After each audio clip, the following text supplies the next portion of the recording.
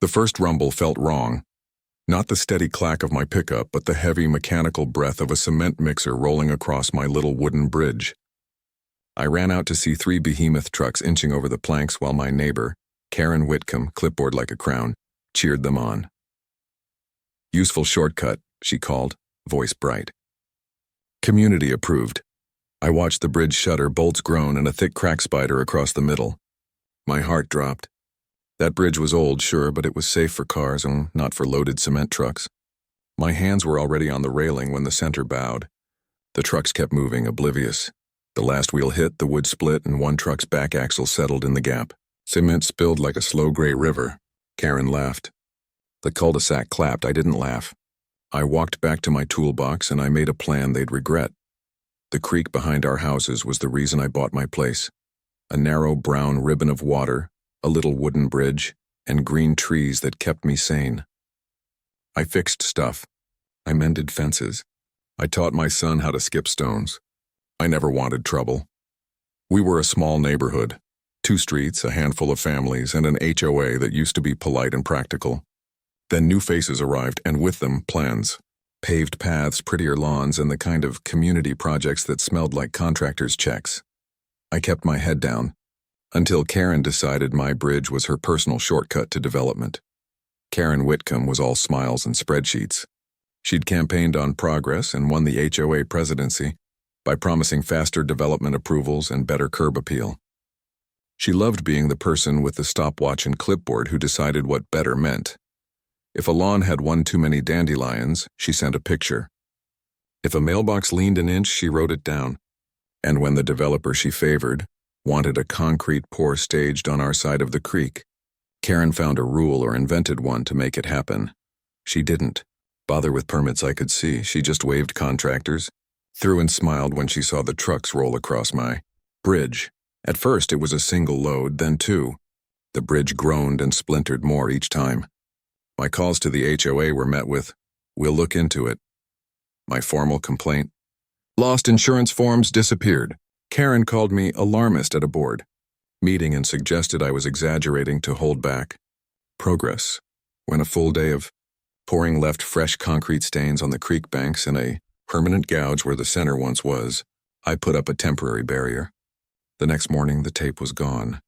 In its place, a handwritten note, "Community use. No obstruction." Signed, Karen. They began posting fines for my unauthorized barriers and circulated photos of my taped-off bridge like proof I was the troublemaker. The developer wrote me a condescending email about shared sacrifice. Shared? My bridge had become their ramp. I stopped calling. I started planning. If Karen wanted to use my land as her staging ground, I'd make sure her shortcut carried consequences she couldn't ignore. 2 nights of careful work and a single afternoon of theater. I coordinated with a contractor I'd quietly hired under the pretense of bridge reinforcement. The crew came at dawn and did something nobody expected, not strengthening the bridge, but disguising a controlled collapse mock-up and installing a hidden camera rig. We laid down temporary supports that would give way the moment their heaviest truck rolled to the middle. But we also built a secure platform beneath the bridge to catch the axle. No human injury, just spectacle. On the day of the pour, Karen arrived early, triumphant. The first mixer crossed, nothing. The second hit the center and the carefully timed sag began. The wood bowed dramatically, then split with a cinematic groan. The truck's axle dipped into the gap and froze, perfectly stuck. Cement splattered. Karen's triumphant wave halted midair as the hidden cameras flashed. Neighbor after neighbor had recorded the whole thing. Karen waving contractors over. Trucks rolling, concrete pouring, my warnings ignored. We streamed the footage to the HOA group chat and to local social pages. The angle showed contractor IDs, Karen approving the operation, and clear evidence the bridge was never rated for that weight. The comments flooded in. The county inspector arrived within hours. Within 48 hours, permits were revoked, the developer was fined, and Karen's community shortcuts were under official investigation. The HOA faced liability for ignoring structural concerns, and insurance auditors called. Karen tried to spin it into a misunderstanding, but the video didn't lie. Her resignation came with a flurry of text messages and a slammed car door. As for the truck, its owners paid for a proper engineering rebuild of the bridge, and reimbursed the landscapers for the damaged banks. I supervised the restoration myself and insisted on a reinforced design rated for modern load specs.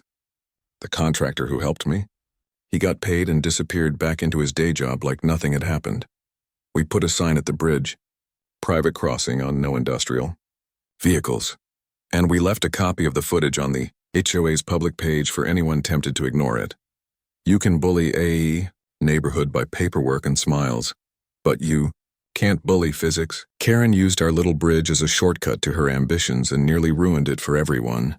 She didn't count on the people who actually care for a place, or on one man who knew how to build a better trap than she could build a rule.